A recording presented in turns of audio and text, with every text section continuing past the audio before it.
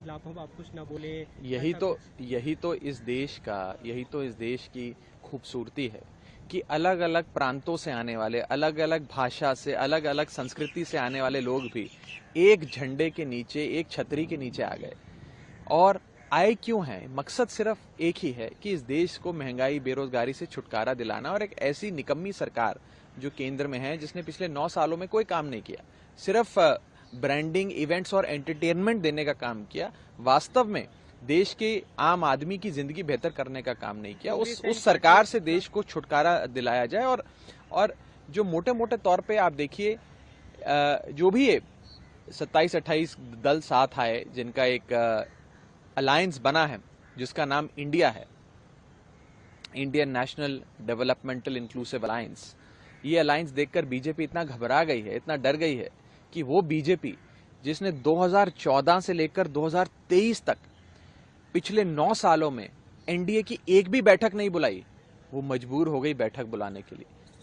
वो भाजपा जिसने एक एक कर अपने तमाम घटक दल, जितने भी उनके अलायंस पार्टनर्स थे, उन सबको कहा कि जाना है तो जाओ, सबके लिए दरवाजे खोल दिए, जिसमें जेडीयू चला गया, चंद्रबाबू नायडू की टीडीपी चली गई, जिसमें नीतीश कुमार का जेडीयू चला गया, प्रकाश सिंह बादल का शिरोमणि अकाली दल चला गया, तमाम बड़े राजनीतिक दल छोड़ के चले गए।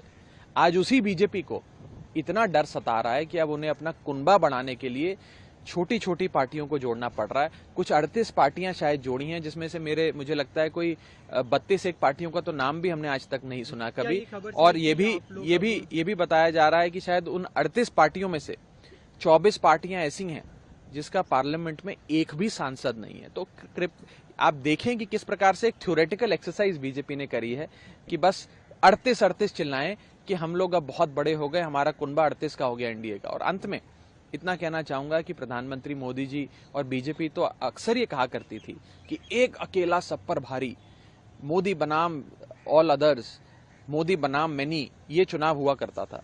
आज बीजेपी ये नहीं कह रही एक अकेला सब पर भारी। आज उन्हें भी अपने अलायंस पार्टनर्स की, घटक दल की जरूरत पड़ गई। अब ये चुनाव एनडीए वर्सेस इंडिया हो गया है, इंडिया वर्सेस एनडीए हो गया है। और जब इंडिया का सामना किसी से होता है तो आप जानते हैं कि जीतता तो इंडिया ही है।